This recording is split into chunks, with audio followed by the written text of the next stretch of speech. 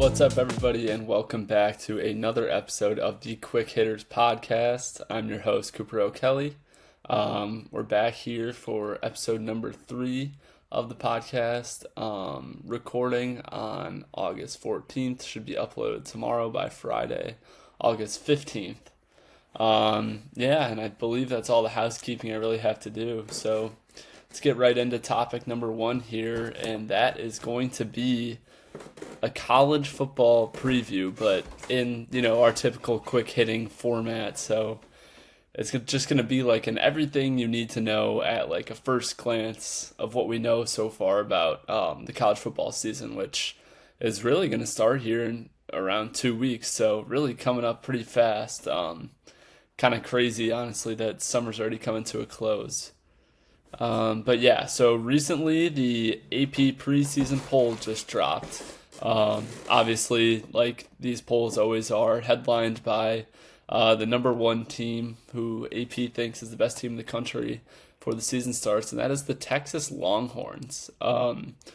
It's Texas's first time ever being first in the preseason poll, so pretty surprising little tidbit right there.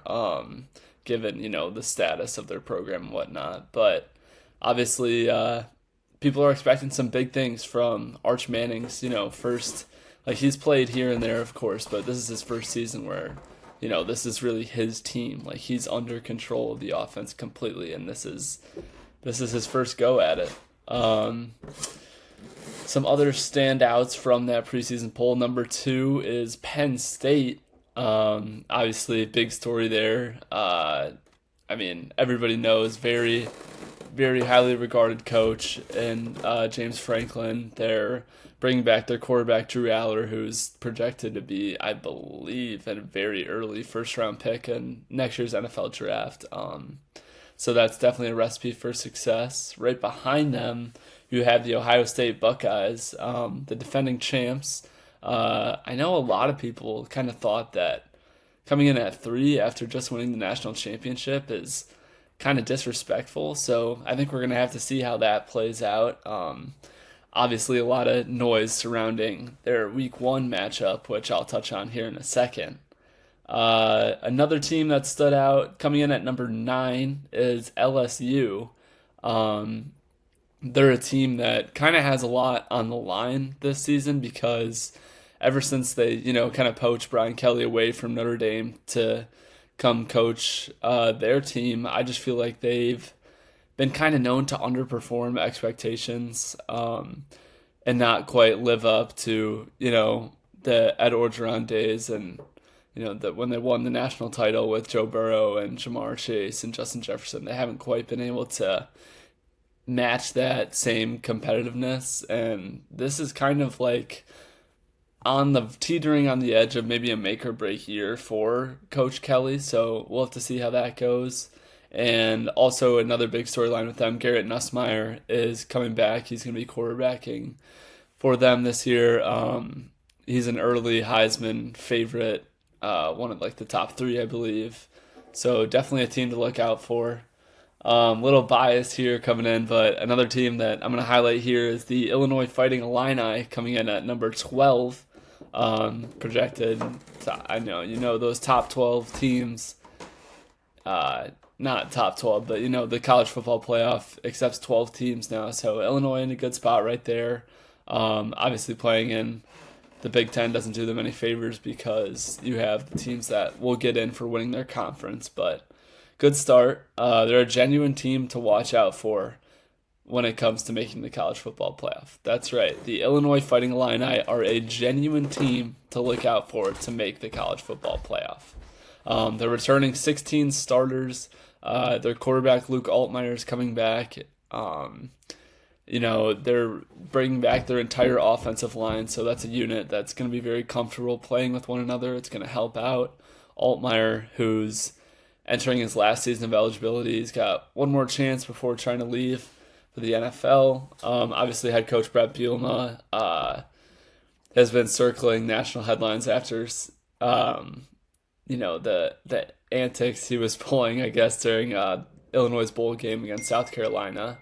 And yeah, I mean, just just really a team that, won 10 games last year and has a chance to be just as good, if not better. So definitely a team to look out for. Want to give a shout out to number 16, SMU is coming in there. It's their first time being in the preseason top 25s in over 40 years, which is pretty crazy. Obviously, they came a bit more onto the scene last year due to the fact that they made the college football playoff, so that was a big storyline for them, obviously. Another team that qualified for the college football playoff that's coming in at number 25 to close out the preseason top 25 is Boise State. And that's a team that, is going to have a very different identity this season. Obviously, they lost their stud running back, Ashton Jeanty, to the NFL. They're going to have to kind of prove to people that they're capable of being a great team without Jeanty's dominance. And another cool stat is with them making the top 25, it makes it so that all 12 teams from the college football playoff are on this preseason top 25 list. So pretty interesting right there. For me personally, I think the biggest takeaway I had was that the Big Ten is going to be fantastic this season. They have two of the top three teams with Ohio State and Penn State, both who I talked a little bit about, with four more teams scattered throughout the rest of the top 25. So 6 teams total. There's been tons of debates circling social media and just the sports world where Big Ten fans are getting after it with SEC fans and, saying that the SEC is an overrated conference. The Big Ten should get more respect. SEC fans claim that they're way better, whatever. It's a huge thing. Everybody's debating what's a better conference, the Big Ten, the SEC. It's going to be close this season. Like I mentioned, the Big Ten is going to be great. 2 of the top 3 teams in the preseason poll, 6 total teams in the top 25. But the SEC, like always, is going to be a great conference, of course. They broke their own record that they set last season with the most ever teams in the top 25 preseason poll. Last year they had 9. This year they have 10.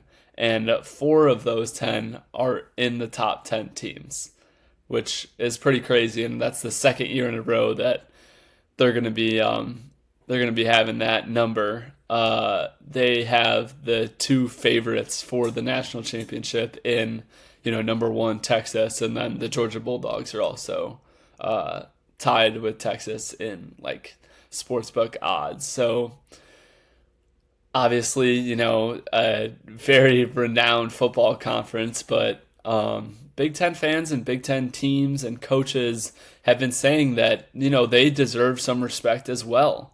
Last year, the Big Ten and the SEC faced off in 6 bowl games, and the Big Ten ended up going 5-1 in those games. So pretty impressive numbers right there. Both teams, like I said, have pretty much established themselves as, the 2 juggernauts of college football this year, especially, with the 16 spots of the top 25 between them. So it's easy for people to, kind of weigh in and try and, say my conference is better. Actually, we get our first, we don't have to wait long for our first heavyweight bout. Number 1 Texas kicks off their season by traveling to Columbus to take on the defending champ Ohio State Buckeyes. And that is one of the best week 1, probably the best week 1 game that I've ever seen in my life. The number 1 team in the country facing off against the number 3 defending champion. That is going to be a fantastic game. I know Ohio State opened up, I believe, at a 2.5 point favorite. like I mentioned earlier, Ohio State is a team that's probably feeling like a little bit disrespected. They just proved all the haters wrong last season. They won the national championship, and they come into this year and they're ranked number 3. And they have a chance to go out there and beat the number 1 team week 1 and prove that, yeah, we might not have our quarterback from last year, Will Howard, but we're still going to be a great team. So that's going to be a fantastic game. It's going to be the first chance that we see where, a Big Ten team and an SEC team are pitted against one another. Kind of get people talking more about which conference is better, and get to put some actual game results into these debates. Current Heisman favorite Arch Manning, like I mentioned earlier, is going to be running the Texas Longhorns offense this year for the first time. He is going to be rivaled by Cade Klubnik, the quarterback out of Clemson, Garrett Nussmeier, LSU's QB, and Jeremiah Smith, the stud wide receiver out of Ohio State. Those are like the top 4 names right now to look out for on Heisman watch lists and betting odds. So should be interesting for sure. I believe that pretty much does it. Those are the quick hitters of everything you need to know about college football heading into the start of the season. Week 1 obviously highlighted by that heavyweight matchup. It's going to be great. Looking forward to it. And yeah. Moving on, we're going to switch gears a little bit, talk about the MLB, where something strange is going on in the NL Central. Pretty much all season long, the Chicago Cubs have been dominant in the National League Central. They've, been talked about as one of the best teams in Major League Baseball. They've been talked about as potential World Series contenders, and they've had a consistent chokehold on the division. That is, up until the past couple weeks, they've totally flipped, become, they've been slumping completely. Now in the National League Central, we see 2 teams that are on 2 completely opposite sides of the spectrum. You have the Cubs, who all season long had a chokehold on the division. They were, talked about as one of the best teams in baseball, World Series contenders. And now all of a sudden, they are slumping hard. They can't hit. And all of a sudden, that team out in Milwaukee, the Brewers, have been on an unbelievable streak as of late. It's like they can't lose, and you blink, and they're winning the National League Central by, I believe, 7.5 games. It's absurd. The Brewers are the hottest team in baseball, without a doubt, and they're putting up some unbelievable performances. They're currently on a 12-game win streak. They're 26-4 in their last 30 games, which is the franchise record for best record over a 30-game span. Unreal. They seem like, they're catching every break. They're playing fantastic. It really seems like they cannot lose. That pitching staff has been lights out. Their hitters, Jackson Chourio, Christian Yelich, Andrew Vaughn is a guy that's been unreal for them. They've been great. And that's honestly, speaking of Andrew Vaughn, that is probably one of the biggest storylines surrounding this team, is Andrew Vaughn's performance since he's been traded to the Brewers. Vaughn, when he was with the White Sox, by many advanced metrics, he was one of the worst hitters in baseball when he was in Chicago. He ended up being part of kind of a random trade where a Brewers pitcher requested to leave the team. So they're like, all right, fine. They trade him within the next day for Andrew Vaughn, straight up. And Vaughn is a guy who is known to be a power bat. There's upside. He's a power hitter. That's something that, could always help a team that's looking to eventually make a playoff push. But nobody could have expected him to play as well as he's playing right now. Since becoming a member of that Brewers team and lineup, Vaughn has been hitting 347 with 8 home runs, 32 RBIs, and a 1.055 OPS. Ridiculous numbers. I mean, just ridiculous. I can't think of any other words to say it. He's been fantastic. The lineup is grooving. And since May 25th, they've gained 13 games on the Cubs in that NL Central race. And now they're, 7.5 games ahead, firmly holding on to that, division leading spot. During that span, the Cubs have been the third best team in the National League by record. And they have still lost 13 games in the standings to the Brewers. Like, that is just a testament to how great and how big of a role that the Brewers have been on right now. While the Cubs, their record ranks up there with other teams in the National League, it certainly does not feel like it. Now they're 7.5 games back in the division, a division that at one point they had a chokehold on. They looked to be runaway favorites with it, obviously, and lately it has been none of that. All of their best hitters have been in, an unreal slump. The first guy that comes to mind, Pete Crow Armstrong, has been on an unreal slump as of late. He's a guy that, was captivating Cubs fans and MLB fans with highlight plays and towering home runs all of the first half. It's only his second year in the league, and he earned his first All-Star starting nod in center field. But all of a sudden, since the All-Star break, since the All-Star break, he's been a shell of himself.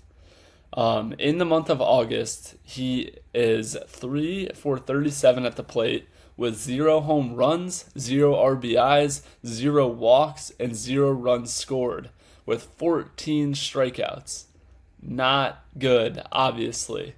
He has been reminiscent of, Javi Baez when he was with the Cubs, who is a player that had a lot of bad strikeouts and swung at a lot of pitches that were way out of the zone or buried in the dirt.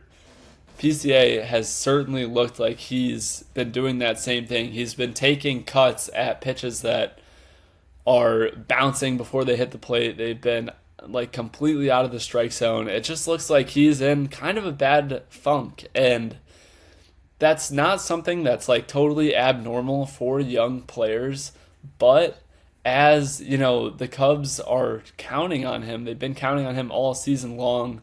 It's been detrimental to see him go on this kind of streak, and this Cubs offense, which was one of the highlights for the entire first half of the season, how dominant they were, they've been in an absolute funk because of it, and also because, Kyle Tucker's numbers have been way down, Seiya Suzuki's numbers have been way down, Ian Happ's numbers have been way down. That's the entire Cubs outfield and their DH that have just been in an absolute funk as of late. And that obviously has not helped them out in the standings.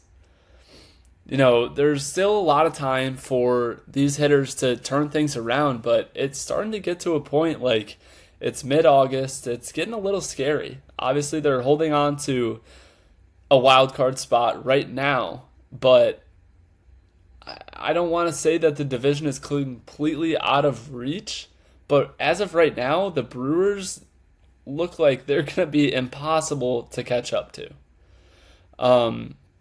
Something that, was made national news last night, the Cubs called up their number 1 prospect, Owen Casey.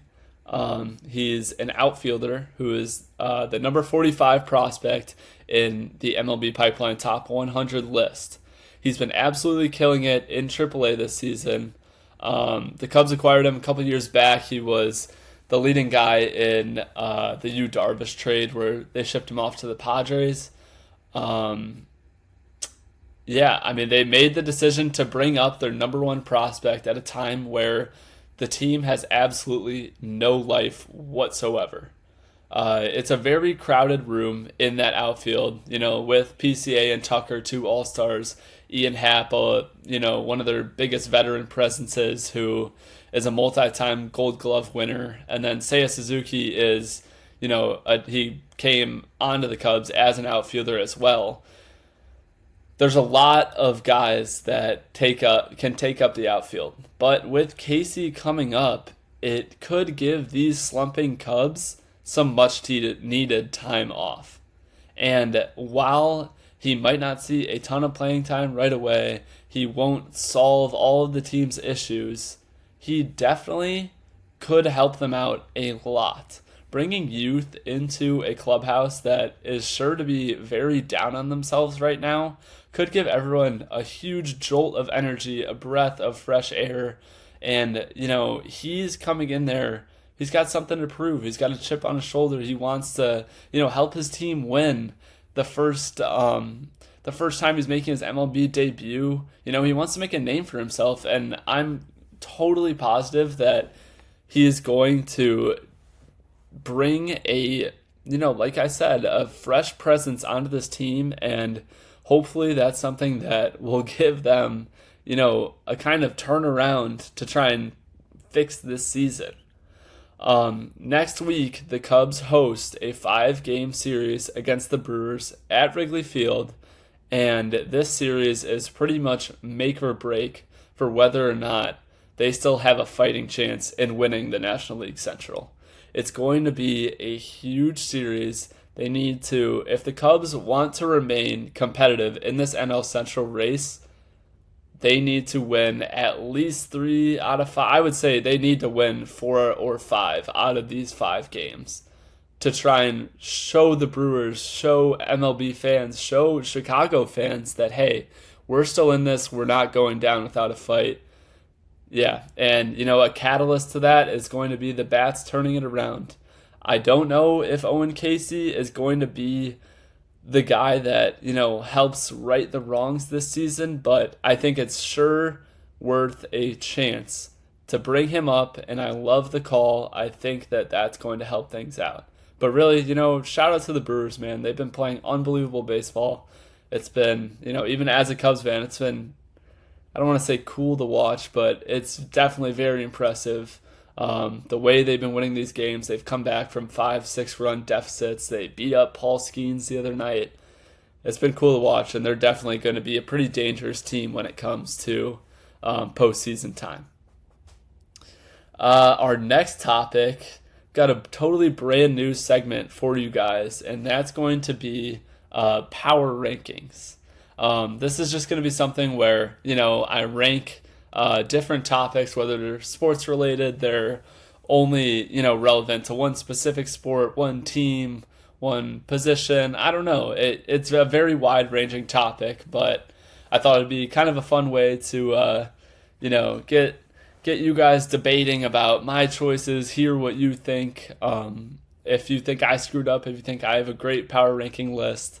I just thought it'd be a cool new segment for the show. To kick things off with this new segment, I'm going to be doing a power rankings of sports months.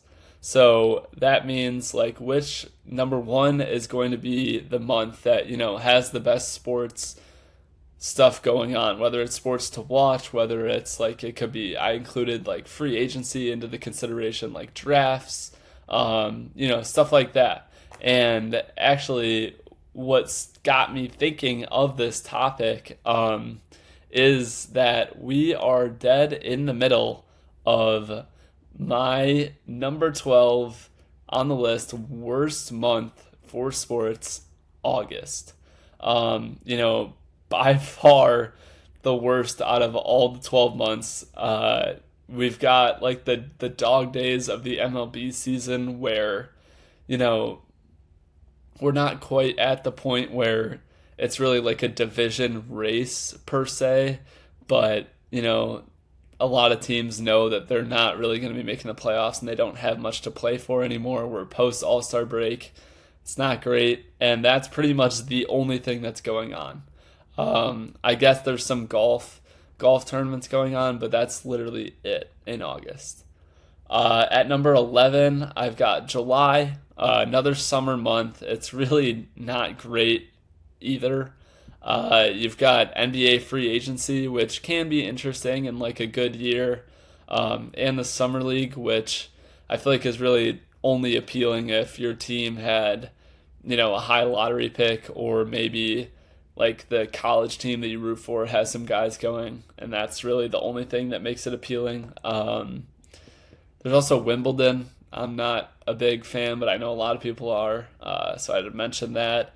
And I genuinely think that the sports highlight of July is the Fourth of July Nathan's hot dog eating contest. Watching Joey Chestnut go out there, really fires me up on the Fourth of July.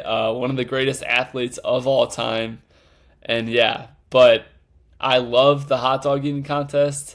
It's not enough to carry the month of July. And for me, that makes it the second worst month to watch sports in. Number 10, we've got February, fully carried by the Super Bowl, which I love the Super Bowl, but, it's only one night, really, so it doesn't do a whole lot. It's the tail end of the college basketball regular season, which it can be pretty interesting to see how, conference standings shake out ahead of conference tournaments. You have the NBA All-Star Weekend, which it's worth turning on, but I really feel like it's getting worse and worse every year. So yeah, February not great either. Number 9, we've got June, which June is a weird month. Like, it's strange to have the month that has both the NBA Finals and the Stanley Cup Finals at number 9, but really, like, the volume is not there compared to the rest of the months ahead of it. Obviously, it's still great to watch like two final series for two of the biggest sports leagues in the world, obviously in the country as well. But there's just not much else besides that. You've got MLB games, but nothing crazy, really. Yeah. Number 8, we've got the month of May, which May might be the most underrated months. May might be one of the most underrated months on the sports calendar. You have the NBA playoffs and the NHL playoffs both going on at the same time, and you basically get, playoff basketball or playoff hockey on every single night the entire month. So there's always something to watch, which for me makes a huge difference. I think that's what kind of elevates this over June, because while it's not like, the finals, you still have something every night, whereas the finals, it's like every couple nights. I think that makes a pretty big difference. And then coming in at number 7, we have September. September is fully carried, not ashamed to admit it, fully has the spot that it has because football is back in the month of September.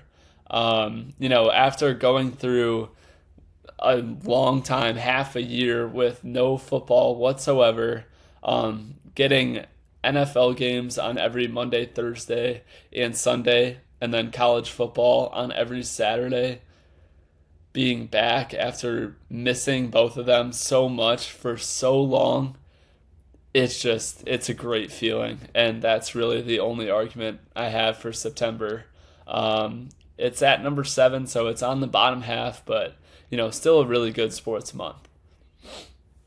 Coming in at number 6, we have the month of March, which might be surprising for a lot of people because it has what I probably consider the best like event in all of sports, being the March Madness college basketball tournaments, which are fantastic. I love March Madness. I love all the conference tournaments for men's and women's college basketball. They're great. You also have NBA playoff pushes, like it's right before, the seeds are kind of finalized. It's the start of NFL free agency, which kind of brings usually some pretty good signings right off the bat. But I that being said, I love March, but it's not, full of enough consistently to elevate it over like into the top 5, because from, I don't know, I want to say like March 1st to like usually around like March 15th, 16th, 17th, like it's kind of a dead zone, and that part really sucks. But the second half of March is great with March Madness and conference tournaments and all that. So now we're going to be getting into the top 5 here. Number 5, we have December.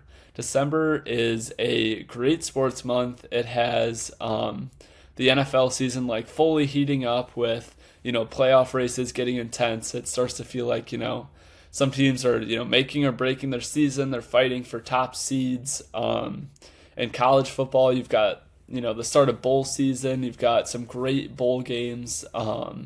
New Year's Eve has, the first round of the college football playoff usually. So that's, pretty fantastic as well.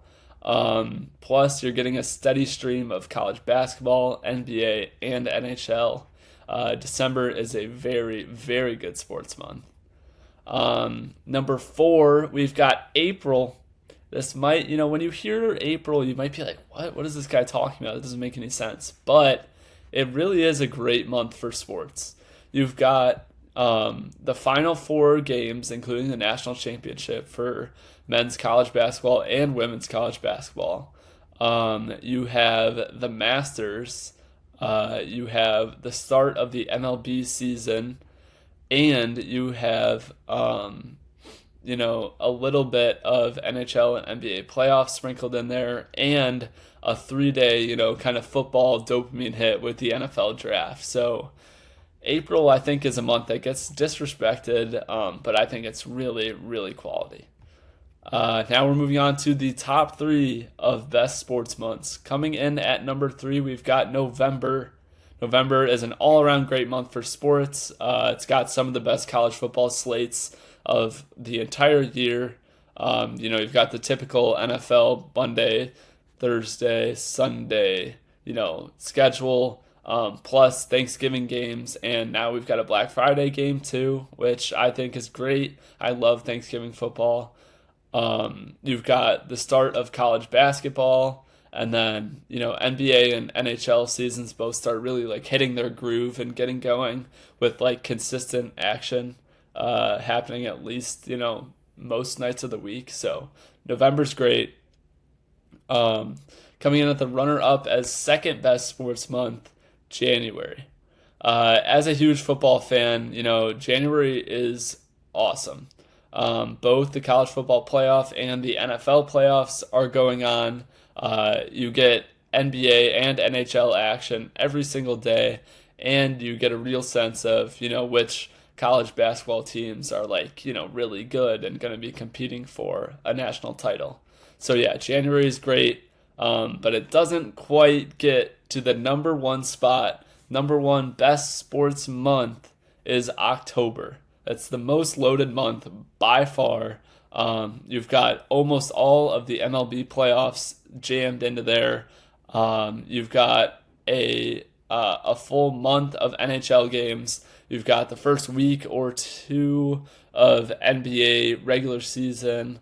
And, the headliner, arguably, is that the NFL season and college football season are just in full force, chugging along. October is fantastic. You cannot change my mind. October is the best sports month. So that concludes our first, power ranking segment. I hope you guys enjoy that. I had a ton of fun coming up with the list, and I think it's definitely going to be something I bring back throughout the, making of the podcast.